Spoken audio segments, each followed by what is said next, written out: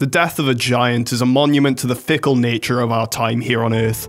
For if they can fall, nothing stops the cold grips from pulling you under the ice. From the story of David and Goliath, to the great Khali retiring from professional wrestling in 2018, the tale of the giants and the wake they create is a fable as old as time. By extension, when a company that nearly defined a generation falls by the wayside, its fall is more often than not absolutely catastrophic. You may be wondering what I mean, as THQ is still around making quality sequels and remakes to the games they're most known for. However, this isn't the case. Our story starts with one Jack Friedman, a man so interesting the only details of his private life I can find online are his birthday, his mother's religion, and the fact that he was born in New York. His mother is Jewish, in case you're wondering. He began his career as a sales rep for a toy company named Norman J. Lewis Associates in the 1960s. Inspired by the idea of selling toys, he decided to make his own company in 1970. He named this company LJN, focusing on toy lines for movies and TV shows. The company soon became an absolute goldmine with its E.T. and WWE toys in the early 80s. Interestingly, the E.T. toys became their first major success, purchasing the license for an astonishingly low $25,000, only to sell around $25 million worth of merchandise without advertisement. The reason they managed to get the license for such a cheap price is because other companies just kept declining the license. Because purchasing the rights to make toys for the fourth top grossing movie of all time that was also aimed at children just didn't seem like a good financial decision apparently, as LJN's $24,975,000 profit definitely proved. This put LJN on the map as one of the major toy manufacturers of the 80s and 90s, with its expansion into the WWE, then WWF license in 1984. And its revenue rising from $5 million to around $70 million in 1971. Needless to say, Friedman was happy about this and expanded into other toy markets, like paintball guns and, water guns. They also made a video game console, but more on that later. Now by 1985, other companies saw potential in the growing LJN, and decided to invest. One of these companies was the massive Music Corporation of America, an American media conglomerate that purchased 63% of LJN stock for $39.8 million. They had a plan to buy the remainder of the stock for a discounted price, raising the total buyout to $65 million. But because LJN just decided to not make money between 1986 and 1989, MCA had to take a $53 million after-tax charge for company expenses. So why did LJN just not make money for 3 years? Well, poor decisions, that's why. First off, they made a line of paint guns, which if you think that sounds awfully similar to paintball guns, that's because they're the same thing, but one is marketed to children. They were also based on the film Gotcha, a PG-13 film with nudity. Why parents didn't buy paintball guns based on a semi-adult movie for their children is beyond me, as when I think of fun for the family, I think of permanent eye damage in the female body. Consumer protection groups ultimately agreed with my point and gave the toy line major criticism, resulting in a $35 million after-tax charge. The other two notable commercial failures were rather uninteresting. There was a line of water guns that directly led to the deaths of 3 children and multiple US cities and states banning realistic toy guns. No, I will not elaborate. Sorry, Steven, you won't be playing Mario this year, you'll be playing A Trip to the Zoo on your LJN video art. Interestingly enough, the company also produced a fair amount of games during this time, mainly for the NES and Game Boy, developed by none other than Rare and Atlas. Also Beam Software, but who cares. These games were prominently movie tie-ins like Jaws, Alien 3, and Friday the 13th. They also made a Pictionary game for some reason. Now, to cut a long story short, the company was absolutely hemorrhaging money during this time, and MCA made the wise decision to throw out the baby, bathwater, and even the baby's birth certificate in 1990, selling the entire company to Acclaim. This new ownership kicked off with good fortune and tidings, with an immediate lawsuit against LJN, Nintendo, and Major League Baseball, claiming that the MLB game was falsely advertised because it promised you could play as star players, but all you could really see were the jersey numbers. Which, in defense of LJN, you're not exactly going to capture anybody's likeness in pristine detail with a Major League Baseball game on the Nintendo Entertainment System. Then, literally the year after, in 1991, the US Consumer Product Safety Commission recalled LJN's Sling 'em Fling 'em line of WWF toys due to 4 children being seriously injured by the toys. I found the details online of the 4 injuries, but my god am I going to keep them to myself because they're gross and not what you would expect. Ultimately, none of this really mattered to Friedman, as he jumped ship in 1990 to be on his own in the business world, founding THQ in Calabasas, California, with a personal investment of $1 million. This independence wouldn't last, however, as almost immediately the company was acquired by Trinity Acquisition Corp, after the corporation had been organized to raise capital for an unspecified venture. I couldn't actually find out what the venture was online, which is slightly concerning. Could be a vending machine, could be intercontinental ballistic missiles. We will never know, they will. Either way, Friedman became the president of the merged company, retaining the name THQ, standing for Toy Headquarters. The company started out making toys for licensed IPs, such as Home Alone and Strawberry Shortcake for some reason, but would eventually progress into the video game industry by purchasing a division of Broderbund called New Ventures. The deal included all their manufacturing equipment, assets, and inventory so that THQ could make their own games, from the groundbreaking Peter Pan and the Pirates, The Revenge of Captain Hook, to the innovative Where's Waldo. They also made a Home Alone game during this time, which is certainly something. The acquisitions didn't stop there, however, as 3 years later, THQ would acquire Black Pill Software in 1993, using the studio to develop games for the SNES and Genesis, using the name Malibu Games for their Nintendo titles. The only real games they developed during this time, though, were Thomas the Tank Engine and Friends for the Genesis and Mohawk and Headphone Jack, a game where you collect CDs, and a movie tie-in for The Mask for the Super Nintendo. The minor successes from these titles and from their game distribution would prompt the company to abandon selling toys altogether, focusing purely on video games in 1994. Right after, they entered a deal with EA to license 5 titles for various handhelds. You have the standard Madden and FIFA for Game Boy, a game called Shaq Fu, which is exactly how it sounds, and portable versions of EA's Strike series. The next year, the man who started it all would leave the company to return to his roots and co-found a toy manufacturing company called Jakks Pacific. The company prominently went on to create plug-and-play games, with notable mentions being My Little Pony, Cars 2, Hannah Montana, and Shrek. The company is also known for doing a lot of charitable work, which is actually rather wholesome, I guess. Friedman would continue as CEO, bringing Shrek into the hands of children in need until a month before his death in May of 2010. The company actually still exists, making mainly Nintendo and Disney licensed toys. They also have a Big Lebowski toy, which if anyone wants to buy one for me, please reach out to me in the Discord server and I'll repay you with $1 Canadian covered in wax and a comb from a dollar store multi-pack. Serious offers only. Anyway, going back to 1995, by winter, THQ signed an expanded deal with EA to develop more games for the 8 and 16-bit consoles at the time. And by 1997, the company was reincorporated as Delaware Corporation. For those who don't know what that means, like me before googling it, this is basically where a company re-registers their headquarters in Delaware to take advantage of the incredibly lenient tax regulations in the state. If there's one thing I love more than tax evasion, it's legal tax evasion. The acquisition trend of THQ would only continue, as in 1999 they would buy Pacific Coast Power and Light. Notable games from this company include Nuclear Strike for the N64, WWE Crush Hour, MX Superfly, and lest we forget, the PSP versions of Ratatouille and Cars. Thank you, Pacific Coast Power and Light. May your name forever be slightly worse than your development track record. Anyway, in 1999, THQ would also sign a deal to publish some Power Rangers games, and a deal with Codemasters to bring Micro Machines 1, 2, and 3 to the Game Boy Color. Now, 2000 was a very active year for THQ, kicking off the new millennium with a class action lawsuit over a violation of federal security laws and an acquisition of Volition, the developers behind Red Faction and Saints Row. So basically, THQ knew that the second quarter earnings of 2000 would be less than the first and second quarters of 1999. However, instead of publishing the information publicly, they only disclosed this selectively to certain analysts. This was so the top clients of these analysts could unload their holdings in THQ stock before the information became public, thus minimizing losses. All of this led to an artificial inflation of THQ's stock, which is ever so slightly very illegal. Long story short, 2000 was ultimately a very good year for THQ.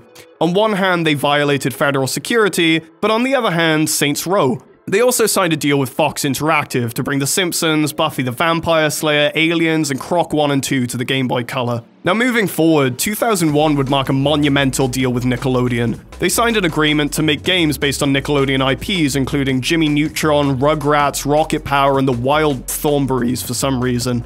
But the IP you definitely know they were involved with was SpongeBob, with SpongeBob Battle for the Bikini Bottom still somehow being relevant to this day. The Nickelodeon deal also included a caveat where THQ would make their own IP under the Nickelodeon name in hopes that Nickelodeon would make a show around the IP. This resulted in the creation of Tak and the Power of Juju. Don't remember it? Exactly. It had one season and was a commercial failure. Now by this point, you've probably figured out that THQ's whole thing is acquiring studios and making them develop absolute bangers, or Ratatouille for the PSP. So it's time for a quick fire round. Relic Entertainment was acquired in 2004 and is known for Company of Heroes, Space Marine, and the Dawn of War series. Blue Tongue Entertainment was also acquired in 2004. Before THQ, they made forgettable games from Riding Star to Starship Troopers and Operation Genesis, and under THQ, they made genre-defining, groundbreaking classics like The Polar Express and Barnyard. Vigil Games was acquired in 2006 and literally only made Darksiders 1 and 2. Juice Games, also acquired in 2006, were best known for their racing series Juiced. The original title was signed by Acclaim before they went bust, so THQ funded the final 5 months of development for the 2005 release date. 3 more Juiced games were released before the THQ buyout. They did nothing with the company for 2 years, announced that they wouldn't be pursuing the franchise the studio was named after, gave the company one project to work on in 2009 called Stormbirds, then cancelled it and laid off 30 people. After that, the company would be renamed to THQ Digital Studios Warrington, downsized, and told to focus on Xbox Live Arcade and PlayStation Network games. The last thing they ever made was Red Faction Battlegrounds, a game for XBLA and PSN that sold 2,000 units in the first month, before THQ straight up closed the studio in June 2012.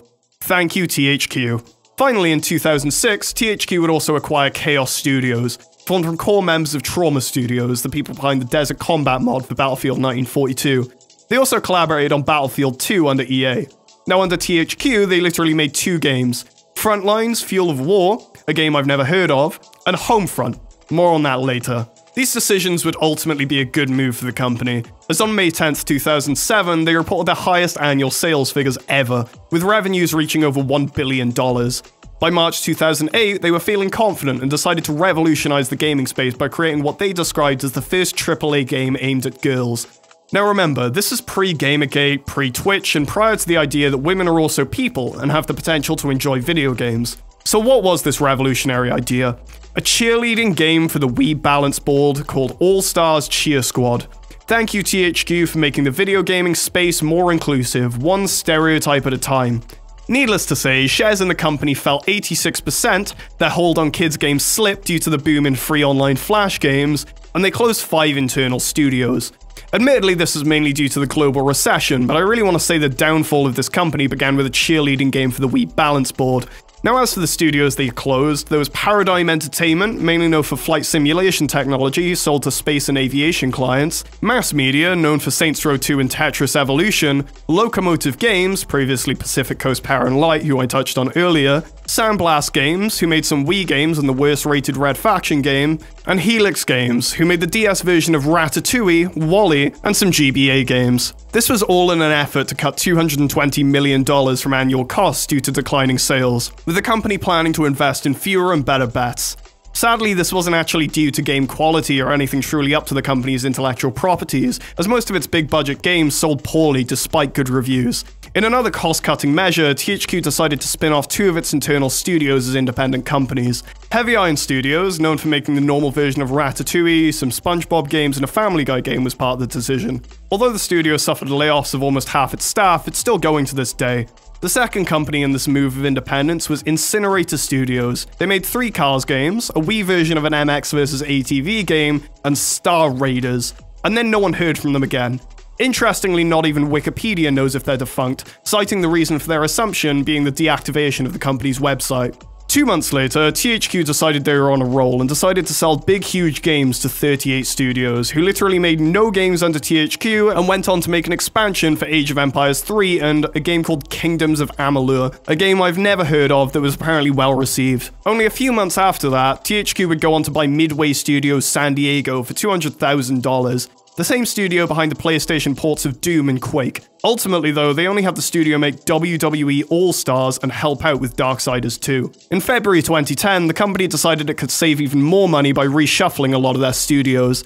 This led to the merging of several teams, and the renaming of Juice Games and Rainbow Studios. The reshuffle is a rather light way of putting it, as those mergers led to the loss of over 60 jobs, though I suppose it does save money. Finally, in August, they had a monumental idea. Due to the absolute domination of the Wii with its casual market, THQ saw an in. Kids love drawing. Let's make an art tablet for this system and break sales records worldwide. And so they did. Priced at $70 with a planned lineup of multiple games and a pack-in title to show off the tablet's capability, the tablet was predicted to be a sleeper hit during the 2010 holiday season. They unveiled the beauty at Gamescom 2010, with reviewers noting its simple and universal design. When the tablet finally arrived, it did okay. Nothing too extravagant, but it did well enough for THQ to declare it a success. Now, the next 2 years would mark a fateful line of decisions, choices that would further push the throttle on the company's acceleration into a brick wall. January 2011. THQ sells its wireless division to a Swedish company. By the 12th, they felt confident and updated their logo to fit with the changing times. In the background, they'd been working on a game to revolutionize shooters and compete with the Goliaths at the time, Call of Duty and Battlefield. The design director of the game said that it was inspired by Half-Life 2. This was a good sign. You see, THQ had been marketing this game like it was going to rock the gaming scene like no game ever could. They made a fake protest and released 10,000 red balloons with notes telling people to pre-order the game at GameStop. This resulted in a $7,000 fine from the city of San Francisco. But that was fine. You gotta spend money to make money, right? After all, Homefront was gonna be a surefire success. March 2011, the game releases, and it's average. Not a bad game, but just average. And that's the best way to make something forgettable. It sold 375,000 units in the first day and would go on to ship 2.6 million units to retail, smashing the company's expected 1 million sales. Regardless, the reviews overshadowed their achievement. In the following weeks, THQ suffered a 26% stock drop, and not long after would close both Chaos Studios and Juice Games for some reason. That's fine though, as the beloved series Red Faction had a sequel due to release. You see, Red Faction Guerrilla had taken a community by storm, with its incredible destruction, fun gameplay, and half-decent story. With the new sequel promising to be a tighter, more destruction-focused experience, what could go wrong?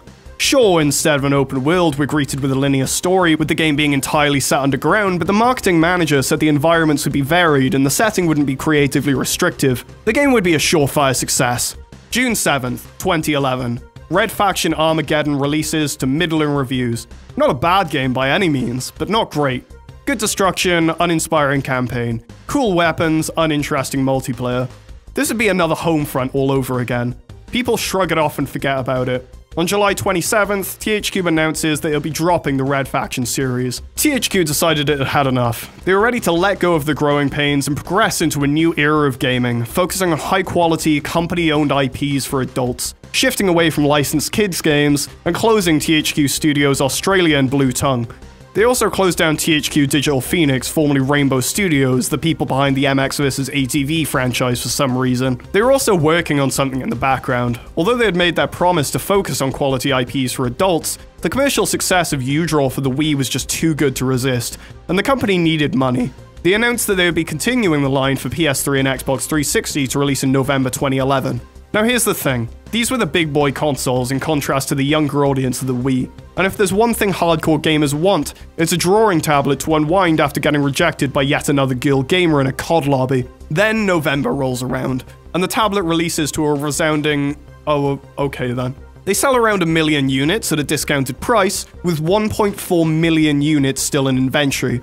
This results in a shortfall of roughly $100 million. This is very bad, as the company was already losing money this year, and losing $100 million more wasn't exactly something they could quickly recover from. But onwards they tread. In January 2012, THQ announced that it was exiting the licensed kids game industry entirely to focus on more adult gaming, while quietly discontinuing the U-Draw in the background. By May, the company reported a net loss of $240 million, 100 million more than last year. In an attempt to save the company, Jason Rubin, the co-founder of Naughty Dog, was appointed as the new president of the company. However, there's only so much someone can do to stop the sinking of something that's more holes than ship. Literally 3 weeks later, they filed a notice with the SEC for a stockholders meeting. The plan was to ask the stockholders to approve a reverse split of the company's stock to increase the price per share. You see, the stock was sitting at around 61 cents a share, which is very bad.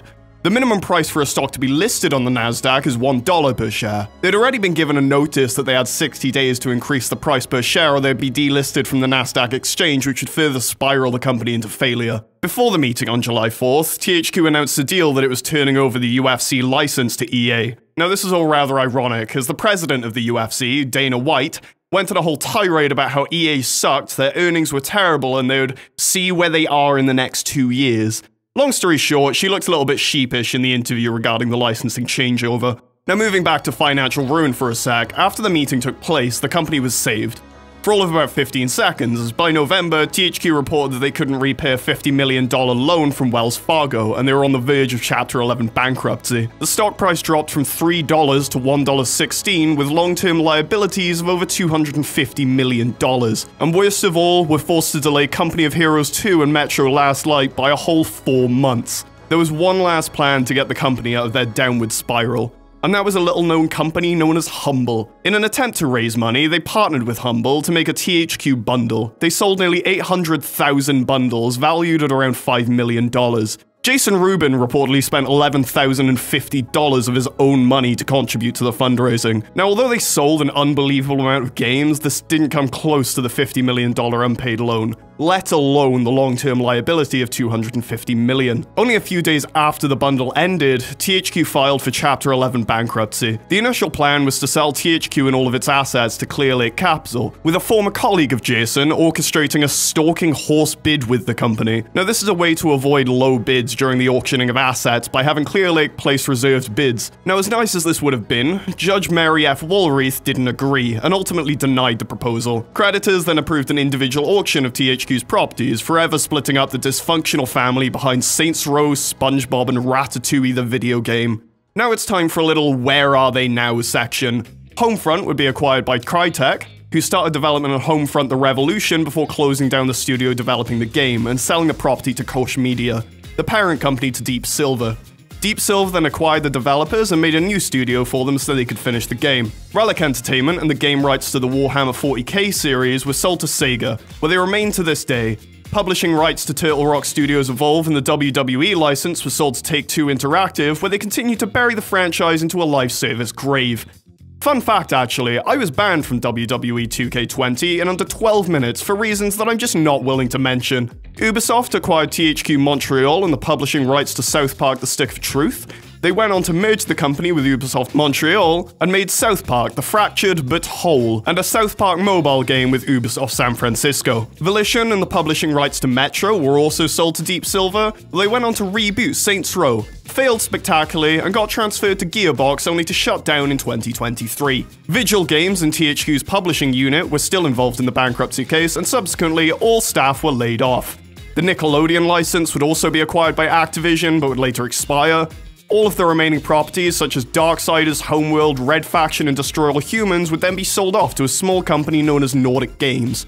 Remember that name. Now, after the auctioning had finally finished, drama still continued for the company, as almost immediately after, creditors would go on to say the bankruptcy benefited the current management of THQ, including Jason Rubin. However, Judge Woolreath from earlier called the criticisms a conspiracy theory on record, and creditors ultimately released THQ management of any malfeasance. And that was the bitter end of the THQ era. The liquidation of the studio also affected other companies, such as Blitz Games Studios, that shut down in September of 2013, citing financial difficulties. THQ was a major client for the studio, and thus was one of the major contributing factors to the closure, according to CEO Philip Oliver. The studio is also known for some of the greatest games to come out of the UK, from the original Sneak King, a Burger King game, to an iCarly game, to the revolutionary Michael Phelps Push the Limits for Xbox Connect. I'm sure the closure of THQ was the only reason for the studio's failure, and not the games they made. However, after the liquidation of the company, there was one thing that remained unsold: the THQ trademark. Remember Nordic Games from earlier? Well, on June 12th, 2014, they acquired that very same trademark, and 2 years later went on to change their name to THQ Nordic to better associate themselves with the brand. Here's the thing: they don't share any of the staff, studios, or subsidiaries that THQ did, meaning they're effectively completely separate entities, with one essentially wearing the skin of the other. Now, when I spoke to my friends about the idea of this video, most of them still thought that THQ was still going strong, with the recent successes of THQ Nordic. However, this just isn't the case. THQ fell in 2013, and all of these successes are from a completely separate company masquerading as THQ. Now, granted, it depends on what side of the fence you're on. These successes could be considered a continuation of a legacy, as the remakes and sequels THQ Nordic make are, for the most part, genuine and faithful. So I guess THQ will continue to live on in spirit, even if that spirit is less of an ethereal presence and more of a Weekend at Bernie's style situation, with Nordic Games getting all up in there like Buffalo Bill. But with all that said and done, the company that was THQ is no more. From its roots in toy manufacturing to the influential games it would go on to create, a giant's fall from grace into absolute ruin is either grueling or nuclear. And in this case, grueling doesn't describe the torturous descent THQ faced at their own hands. After all, can a cheerleading game for the Wii Balance Board really be considered AAA?